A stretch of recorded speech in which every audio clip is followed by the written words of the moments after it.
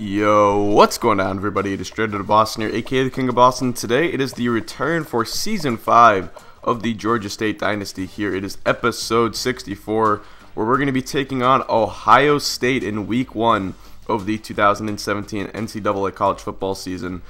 So you can see we are the 43rd ranked team in the preseason polls. I don't know what that, if that's disrespectful or whatever, but, being sort of a small team or I guess not a high prestige team, you do sort of tend to get marked down even if you have a good season the year before, which we had a pretty solid season. If you guys remember, we started out I think 5-1, then we lost 4 in a row, then we rebounded and won our last 3 games, including the bowl game. So 43rd is probably right where we belong, but we play in the SEC now, so winning 8 games in the SEC is no small task, and if we can do that again this year, I'd be pretty satisfied. I think what I really want to do, though, is try to make a run at the conference championship. Last year, we were in position for a while when we started out 5-1, and then we sort of fell back after that big 4-game losing streak. Hopefully, we can cover this time around, but obviously, the season is going to start out in non-SEC competition, where we're taking on Ohio State. We have a pretty tough non-conference schedule this year, one that does include going to the Horseshoe and taking on Ohio State here at night. Saturday night football game here. We start out with the ball, and because I hadn't played this game in like a month, I started out on offense really conservative. I was doing a lot of run plays, some read options, slant routes, curl routes, just trying to, hold on to the ball and get a feel for the game once again before we started to open it up. And that's sort of how the whole game played out, as you will see. But getting into the gameplay here, Johnson rushes for about a 9-yard pickup. We get a first down on the next play. Now Kyler Neal to the left side. He breaks a tackle there and picks up 7 yards. So 2nd and 3 coming up. On 2nd and 3, we're going to go with the triple read option, and Johnson will keep it on his zone and get inside of the 5-yard line to about the 2.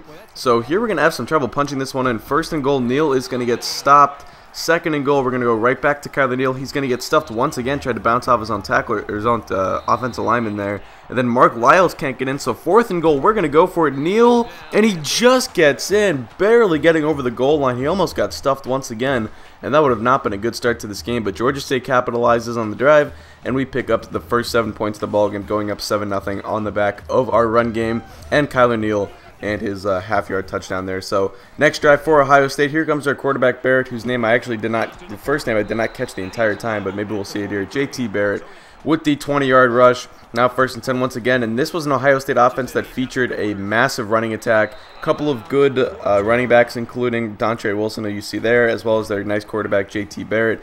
And I believe Mark Rivero is their other running back. So here's Wilson catching it out of the backfield. I think he might have actually been lined up in the slot there, but he makes a nice 25-yard pickup off of a screen play after breaking a tackle in the backfield. Now 2nd and 2, another triple read option. It's a pitch to Wilson, who's got all the room in front of him, and he gets into the end zone easily. 8-yard touchdown run for Dontre Wilson, and that will tie up the game at 7. A quick drive for Ohio State. He rebounds quickly, and I think that was only like a 45-second scoring drive. They run the ball a lot, but they also go no huddle, so they do have a pretty quick pace to their offense. So Kyler Neal up the middle picks up a first down here on the next drive for Georgia State, going right back to our conservative approach, trying to run the ball a lot. I know I have a really good quarterback in Jeremy Johnson, who's a 99 overall this year, but still, like I said, first game back in a while, just wanted to keep it conservative and try to open up the offense later, especially because you're playing in Ohio State. You can't afford to make mistakes here, make turnovers, stuff like that. Really wanted to play it safe. Here we almost make a turnover, threw it into double coverage there. Should have gone to the flat, but that's going to set up 4th and 5. We're going to bring out our kicker, and D.D. Austin will kick it up and good. That is a good sign, a 47-yard field goal there, so that means hopefully we can be kicking some long field goals, something that we've struggled with in the past. Our original kicker, Luis, was really good for the last couple of years he was here, but we've had struggles with our kickers ever since. Hopefully this year we can solidify that position a little bit. But next drive for Ohio State, JT Barrett goes down, a sack and a 6-yard loss for the Ohio State Buckeyes. And now left side, that's going to be caught by Stevenson, but he only picks up 13, needed 17. That's going to set up 4th and 4. Ohio State will punt it away. So 2 minutes left to play in the second quarter. Jeremy Johnson on the drive now for the Georgia State Panthers. Tosses it over the middle to Ross Jackson for a 12-yard pickup. Now 2nd and 10. Johnson dropping back. He's looking on the corner routes here, and that's going to be hauled in by Ross Jackson, who makes the play as he's getting his senior season off on the right foot, and an 11-yard pickup. Now 1st and 10, Johnson looking. He's going to fire it short to Kyler Neal. He's going to try and make something out of nothing. Actually picks up 7 yards there, so a nice gain. Now about a minute to play in the second quarter. Read option. Jeremy Johnson up the middle. We're trying to run enough clock out so that if we score here, Ohio State does not have any time left to try and get one final score for themselves. as I would love to go up.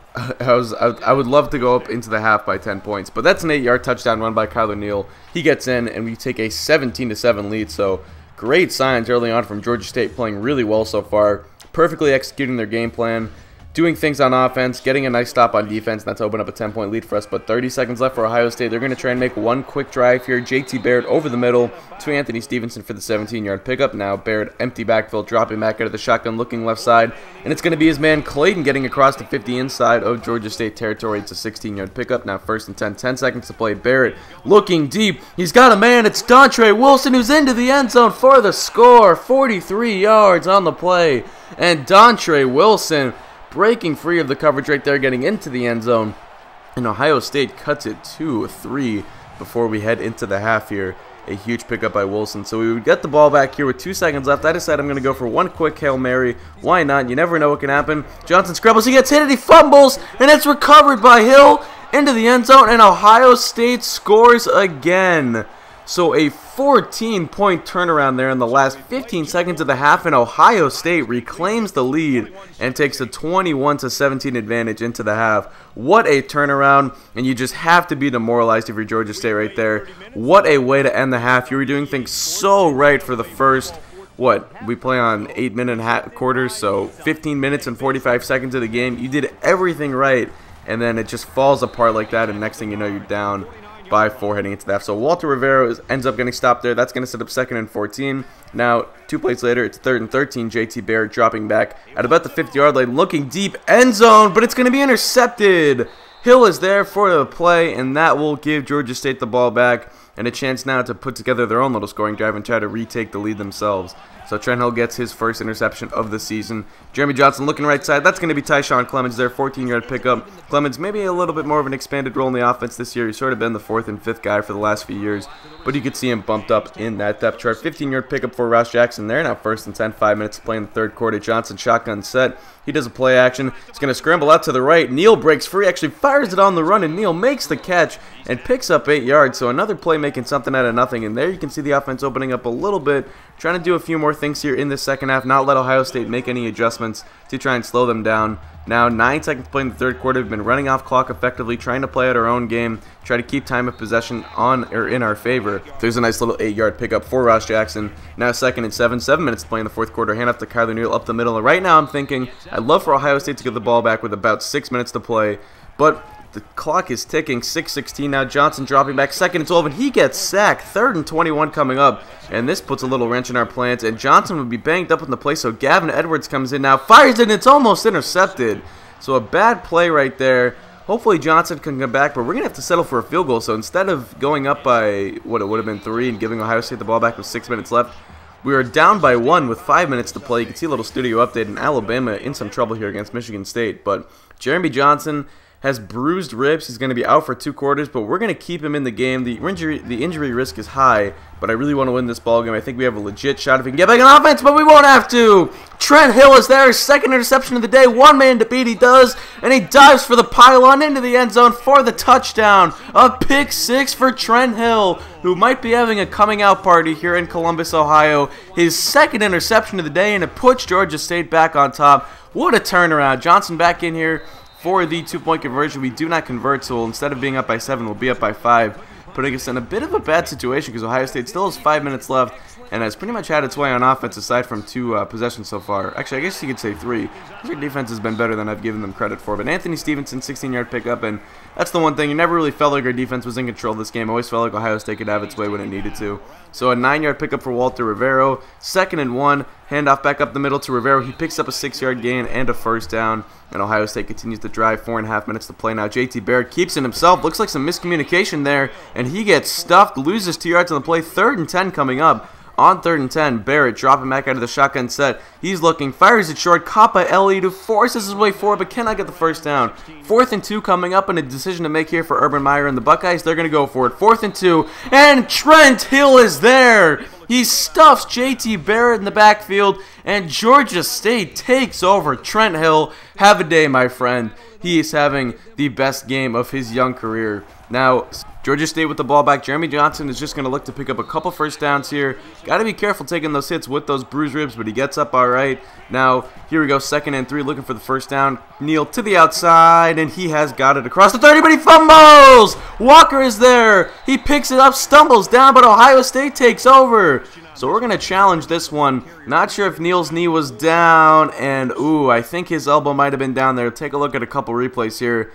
But I would have to say that I think that was down by contact. Here's the best angle, and definitely elbow down before the ball comes out. We'll see what the referee has to say about that. And the play on the field will be reversed.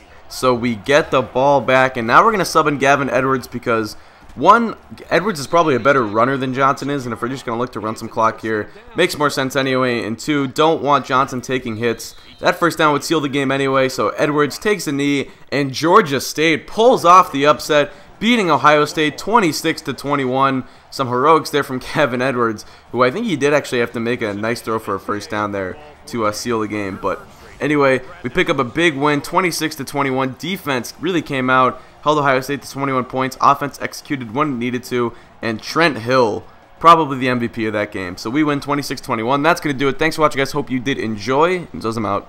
Peace.